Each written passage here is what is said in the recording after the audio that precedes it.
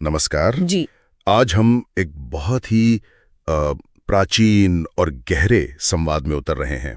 जी राजा निमि और 9 महान योगीश्वरों के बीच हुई चर्चा। हाँ, ये श्रीमद् भागवत महापुराण के 11वें स्कंद से है। 9 योगीश्वर और निमि संवाद। बिल्कुल, और ये आत्मज्ञान के कई कई पहलुओं को उजागर करता है। वास्तव में ये संवाद ज्ञान का एक कह सकते हैं खजाना है।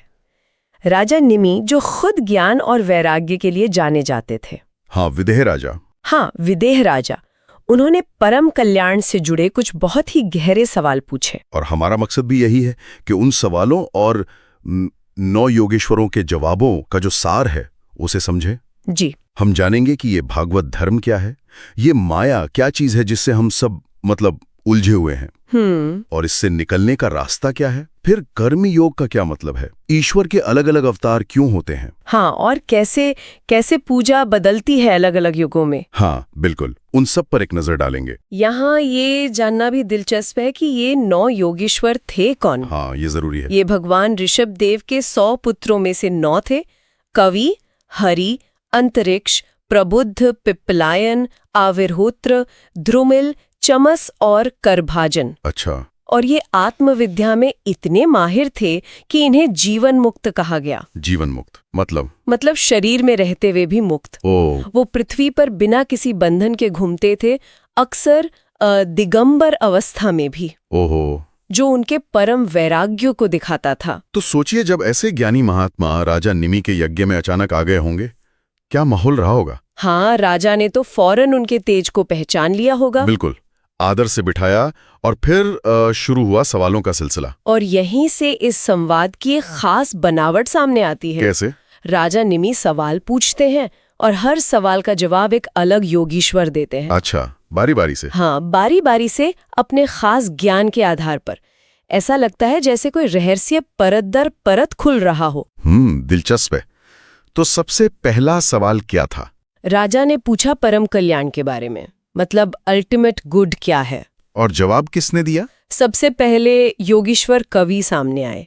उन्होंने भागवत धर्म का उपदेश दिया। भागवत धर्म? हाँ, उन्होंने कहा कि सबसे बड़ा आश्रय, सबसे बड़ा धर्म वो है जिससे भगवान श्री कृष्ण के चरणों में प्रेम हो जाए। एक ऐसा रास्ता जहां पहुंचकर सारे डर खत्म हो जाते हैं। सारे डर खत्म? जी। भागवत धर्म का मूल तत्व है सब कुछ ईश्वर को सौंप देना, मन से, वचन से, कर्म से। समर्पण। हाँ, ईश्वर के प्रति गहरा प्रेम, सेवा और शरणागति। कवि जी ने इसी को डर से मुक्ति का सबसे पक्का उपाय बताया। अच्छा, जब परम धर्म समझ आ गया तो फिर ये सवाल उठता है कि इस रास्ते पर चलने वाले लोग कैसे होते हैं। बिल्कुल, उनका व्यवहार कैसा होता है। राजा निमि ने भी शायद यही पूछा होगा, भगवत भक्तों के लक्षण। हाँ बिल्कुल, यही सवाल था। और इसका जवाब दिया दूसरे योगीश्वर हरि जी ने। उन्होंने भक्तों की 3 श्रेणियां बताई, उत्तम, मध्यम और प्राकृत, यानी साधारण। 3 तरह के भक्त। हाँ, सबसे ऊंची श्रेणी के भक्त यानी उत्तम भक्त वो हैं जो हर प्राणी में अपने भगवान को देखते हैं। हर प्राणी में? हाँ, और अपने भगवान में सारे प्राणियों को। उनके लिए कोई दूसरा होता ही नहीं, सब में वही एक तत्व है। वाह। इसलिए वो किसी से नफरत नहीं करते, सबके लिए एक जैसा भाव रखते हैं। ये सुनना ही कितना शांत करने वाला है। सबके अंदर ईश्वर को देखना। काश हम ऐसा कर पाते, पर अक्सर हम कर नहीं पाते। क्यों? शायद ये माया के कारण। राजा ने भी यही पूछा होगा आगे, ये माया क्या है जो हमें सच देखने से रोकती है। बिल्कुल, ये बहुत ही बुनियादी सवाल है। तीसरे योगीश्वर अंतरिक्ष जी ने माया के स्वरूप को खोला। क्या बताया उन्होंने? उन्होंने समझाया कि देखो, माया कोई बाहर की शैतानी ताकत नहीं है, ये भगवान की ही एक शक्ति है। भगवान की शक्ति? हाँ, ये त्रिगुणात्मक है। सत्व, रज और तम, इन 3 गुणों से बनी है। अच्छा। इसी से ये दुनिया बनती है और जीव इसमें फंसकर खुद को करने वाला, भोगने वाला मानने लगता है, अपने असली स्वरूप को भूल जाता है। मतलब मैं और मेरा का जो जाल है, बिल्कुल, हाँ, वही माया है। अच्छा, तो ये दुश्मन बाहर नहीं, अपने ही अंदर, अपने ही सिस्टम का हिस्सा है। ये समझना तो बहुत जरूरी है। बिल्कुल। पर अगर ये भगवान की ही शक्ति है तो फिर इससे पार कैसे पाया जाए? सिर्फ प्रॉब्लम जानना तो काफी नहीं होता ना। आपने एकदम सही बात पकड़ी। इसीलिए तुरंत चौथे योगीश्वर प्रबुद्ध जी ने इसका हल बताया। क्या हल बताया? उन्होंने कहा कि देखो, ये माया बहुत शक्तिशाली है, इसे पार करने के लिए सबसे पहले एक योग्य गुरु की शरण लेनी होगी। गुरु का मार्गदर्शन। हाँ, फिर सत्संग, मतलब भगवान के भक्तों का साथ करना, भगवान की लीला कथाएं सुनना, उन पर विचार करना और लगातार आत्मचिंतन करना, भक्ति और वैराग्य का अभ्यास करना। इसी से ये माया रूपी नदी पार हो सकती है। गुरु, सत्संग और खुद का प्रयास। हाँ, भक्ति और वैराग्य। हाँ ये रास्ता लगता तो है। जी। अब चर्चा और गहरी होती है। राजा निमि ने परम ब्रह्म परमात्मा के असली स्वरूप के बारे में जानना चाहा। वो क्या है असल में? ये बहुत गूढ़ विषय है। इस पर 5वें योगीश्वर पिप्पलायन जी ने रोशनी डाली। पिप्पलायन जी ने? हाँ, उन्होंने नारायण शब्द से संबोधित करते हुए उस परम तत्व का वर्णन किया। बताया कि वही तत्व सृष्टि की उत्पत्ति, पालन और संहार का कारण है। अच्छा। पर खुद इन सबसे अलग रहता है, अछूता रहता है। मतलब करता है पर लिप्त नहीं होता। बिल्कुल, वो शुद्ध ज्ञान स्वरूप है, सबका साक्षी है पर किसी चीज में मिलता नहीं।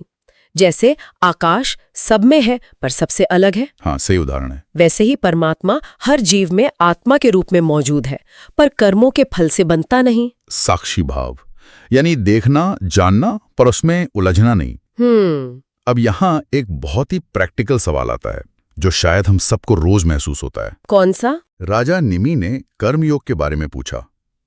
हम दुनिया में रहते हैं, काम तो करना ही पड़ता है, जिम्मेदारियां हैं, तो कैसे कर्म करें कि उनके बंधन में ना फंसें? हाँ, ये तो बहुत अहम सवाल है। कैसे काम करते हुए भी इस जन्म मृत्यु के चक्कर से छूट जाएं?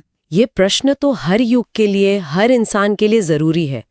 इसका उत्तर दिया छठे योगेश्वर श्री आविर्होत्र जी ने। आविर्होत्र जी ने क्या कहा उन्होंने? उन्होंने कर्मयोग का रहस्य समझाया। सार ये था कि कर्म छोड़ना नहीं है। अच्छा, कर्म नहीं छोड़ना है? नहीं, बल्कि कर्म के फल की इच्छा छोड़नी है और ये अहंकार छोड़ना है कि मैं कर रहा हूं। फल की इच्छा और कर्तापन का भाव। हाँ, अपने सारे काम भगवान को खुश करने के लिए उन्हें अर्पण करके बिना किसी पर्सनल फायदे की उम्मीद के करना, यही निष्काम कर्मयोग है। सुनने में तो सरल सा लगता है पर करने में कितना कठिन होगा। फल की इच्छा रखे बिना काम करना कठिन जरूर है पर नामुमकिन नहीं। आविर्होत्र जी ने साफ किया कि इस तरह से किए गए कर्म बंधन नहीं बनते बल्कि हमारे मन को शुद्ध करते हैं। मन को शुद्ध करते हैं। हाँ, और जब चित्त शुद्ध होता है तो ज्ञान अपने आप प्रकट होता है और वही ज्ञान आखिर में मुक्ति दिलाता है। अच्छा, तो सही भावना से किया गया कर्म ही मुक्ति का साधन बन जाता है। बिल्कुल। कर्म का ये पहलू समझने के बाद बातचीत भगवान के अवतारों की तरफ मुड़ी। 7वें योगेश्वर श्री ध्रुमिल जी ने। ध्रुमिल जी? हाँ, ध्रुमिल जी ने राजा के पूछने पर भगवान के अलग अलग अवतारों और उनकी लीलाओं का वर्णन किया। उन्होंने संक्षेप में बताया कि कैसे धर्म की स्थापना के लिए, भक्तों की रक्षा के लिए भगवान अलग अलग रूपों में आते हैं। जैसे हम भागवत में और जगह भी पढ़ते हैं। हाँ, ये वही अवतार कथाओं से जुड़ता है जो ईश्वर की करुणा और लीला को दिखाता है। इतना सब जानने के बाद राजा निमि के मन में एक चिंता आई।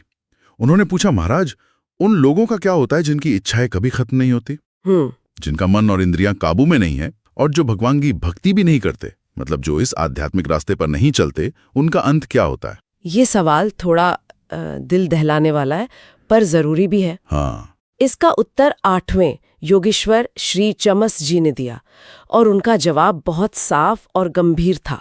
क्या कहा उन्होंने? उन्होंने कहा कि जो लोग भगवान से मुंह मोड़कर सिर्फ दुनिया की चीजों, घर, परिवार, पैसा के पीछे भागते हैं, वे इन्हें जमा करने में बहुत मेहनत करते हैं पर अंत में सब यहीं छूट जाता है। और मृत्यु के बाद? क्योंकि उन्होंने जीवन भर ईश्वर को याद नहीं किया, सिर्फ सांसारिक मोह माया में फंसे रहे, तो उन्हें अपनी इच्छा के खिलाफ मजबूर होकर दुख भोगना पड़ता है, नरक वगैरह गतियों में जाना पड़ता है। ओहो। ये सांसारिक आसक्ति और भक्ति न करने का सीधा नतीजा है। एक तरह से ये चेतावनी है कि जीवन का लक्ष्य सिर्फ ये सब जमा करना नहीं हो सकता। वाकई ये सोचने वाली बात है। अब संवाद एक बहुत ही अनोखे और दिलचस्प मोड़ पर आता है। हाँ। राजा निमि ने पूछा, भगवान हर युग में किस रंग, किस रूप में प्रकट होते हैं और लोग उनकी पूजा कैसे करते हैं? क्या हर युग में तरीका बदल जाता है? हाँ, ये प्रश्न युग धर्म की बात करता है। इसका विस्तार से जवाब 9वें और आखिरी योगेश्वर श्री करभांजन जी ने दिया। करभांजन जी ने? जी, उन्होंने चारों युगों सतयुग, त्रेता, द्वापर और कलयुग के हिसाब से भगवान के स्वरूप, रंग और पूजा की मुख्य विधि का वर्णन किया। ये जानना बड़ा रोचक है कि कैसे समय के साथ उपासना के तरीके बदलते हैं। तो सतयुग जो सबसे पहला युग था, उसमें क्या विधि थी? करभांजन जी ने बताया कि सतयुग में भगवान श्वेत यानी सफेद रंग के 4 भुजाओं वाले जटाधारी पेड़ की छाल के वस्त्र पहने हुए, वल्कल वस्त्र। हाँ, वल्कल वस्त्र, मृगचर्म, जनेऊ, रुद्राक्षमाला, दंड और कमंडलू धारण किए हुए रूप में पूजे जाते थे। और लोग कैसे थे उस युग के? उस युग के लोग बहुत शांत, निर्मल और तपस्वी होते थे। उनके लिए पूजा का मुख्य साधन था ध्यान और तप, मेडिटेशन। ध्यान और तप? वो ध्यान के जरिए ही परमात्मा को पाते थे। फिर आया त्रेता युग। त्रेता युग में भगवान का रंग लाल बताया गया। 4 भुजाएं थीं, कमर में 3 मेखलाएं यानी करधनी, सुनहरे बाल और हाथों में यज्ञ के पात्र जैसे श्रुक, श्रुआ होते थे। यज्ञ के पात्र, तो मतलब त्रेता में यज्ञ का महत्व था। बिल्कुल। इससे साफ पता चलता है कि त्रेता में यज्ञ कर्म कांड मुख्य थे। लोग वेदों के अच्छे जानकार होते थे और ऋक, यजु, साम इन 3 वेदों के मंत्रों से यज्ञ करके भगवान की पूजा करते थे। और द्वापर युग में तब तो भगवान कृष्ण खुद ही आए थे। बिल्कुल। द्वापर में भगवान का रंग सांवला यानी श्याम बताया गया। वो पीतांबर पहनते थे, शंख, चक्र, गदा, पद्म धारण करते थे। हाँ, उनका प्रसिद्ध रूप। जी। उनके सीने पर श्रीवत्स का निशान और गले में कौस्तुभ मणि होती थी। इस युग में लोग वेद और तंत्र दोनों तरीकों से भगवान की पूजा करते थे। पूजा पाठ का महत्व और बढ़ गया था। और अंत में कलयुग यानी हमारा आजकल का युग, उसके लिए क्या खास बताया गया? कलयुग के लिए करभाजन जी ने कहा कि इस युग में भगवान का वर्ण कृष्ण यानी काला या श्याम होता है, पर वो मुख्य रूप से अपने नाम, गुण और लीलाओं के जरिए जाने और पूजे जाते हैं। अच्छा, मतलब रूप से ज्यादा नाम और गुण? हाँ, वो अपने पार्षदों के साथ मौजूद रहते हैं, पर उपासना का तरीका बहुत बहुत सरल हो जाता है। आराधना करते हैं। संकीर्तन यज्ञ, ये क्या होता है? यानी भगवान के नामों का, उनके गुणों का, उनकी लीलाओं का मिलकर गाना, कीर्तन करना, यही कलयुग का प्रधान यज्ञ है और सबसे असरदार पूजा विधि है। ये बात तो बहुत ध्यान देने वाली है। सत्ययुग में ध्यान, त्रेता में यज्ञ, द्वापर में विधि विधान से पूजा और कलयुग में मुख्य रूप से नाम संकीर्तन। हाँ, कितना बड़ा बदलाव है ये। हाँ, और इससे कलयुग के जीवों के लिए भगवान की खास कृपा माना जाता है। कृपा कैसे? क्योंकि जब मुश्किल यज्ञ करने संभव ना हो, गहरा ध्यान लगाना कठिन हो, तब भगवान ने अपने नाम को ही सबसे आसान और शक्तिशाली साधन बना दिया। नाम में ही सारी शक्ति डाल दी। जी, नाम में ही सारी शक्ति। जी। इस तरह एक एक करके 9 योगीश्वरों ने राजा नेमि के सारे सवालों के जवाब दिए, सारे शक दूर किए, उन्हें भागवत धर्म का पूरा रहस्य समझाया। हाँ, और फिर वो तेजस्वी योगीश्वर वहीं सबके देखते देखते गायब हो गए, अंतर्धान हो गए। और राजा नेमि और वहां मौजूद सभी ऋषि, वो सब इस ज्ञान को पाकर धन्य हो गए। उन्होंने अपने जीवन को भागवत धर्म के अनुसार ढाला। तो इस गहरी चर्चा से हमने समझा कि भागवत धर्म यानी ईश्वर के प्रति समर्पण कितना जरूरी है। हाँ, माया का स्वरूप पहचाना और उससे निकलने का उपाय जाना, कर्म करते हुए भी उससे अलग रहने का राज यानी कर्म योग को समझा। बिल्कुल, ईश्वर से मुंह मोड़ने के क्या नतीजे होते हैं ये भी जाना। और ये भी देखा कि कैसे समय के साथ ईश्वर की उपासना के तरीके बदलते हैं, पर लक्ष्य एक ही रहता है। ये संवाद वाकई आध्यात्मिक जीवन का एक पूरा नक्शा देता है, दिखाता है कि भक्ति, ज्ञान, कर्म, वैराग्य ये सब रास्ते आपस में जुड़े हुए हैं। साधना के तरीके समय और इंसान की योग्यता के हिसाब से बदल सकते हैं, पर सबका मकसद एक ही है, परम सत्य को जानना, ईश्वर को पाना। हर सवाल अपने आप में कितना महत्वपूर्ण था और हर जवाब ज्ञान से भरा हुआ। बिल्कुल। और इस पूरी चर्चा के अंत में एक विचार मन में आता है, खासकर कलयुग के बारे में। क्या? 9वें योगीश्वर ने जब नाम, गुण और लीला के कीर्तन को कलयुग का मुख्य धर्म बताया, तो क्या इसका मतलब ये है कि आज के इस तेज रफ्तार, भागदौड़ और तनाव भरे जीवन में, हाँ, जहाँ शायद लंबे यज्ञ या गहरा ध्यान सबके लिए मुमकिन ना हो, बिल्कुल, तो क्या ऐसे में ईश्वर तक पहुंचने का सबसे सीधा, सबसे सरल और सबसे आसान रास्ता यही नाम संकीर्तन है? ये सोचने वाली बात है। हाँ, इस पर सोचने और मनन करने जैसा है।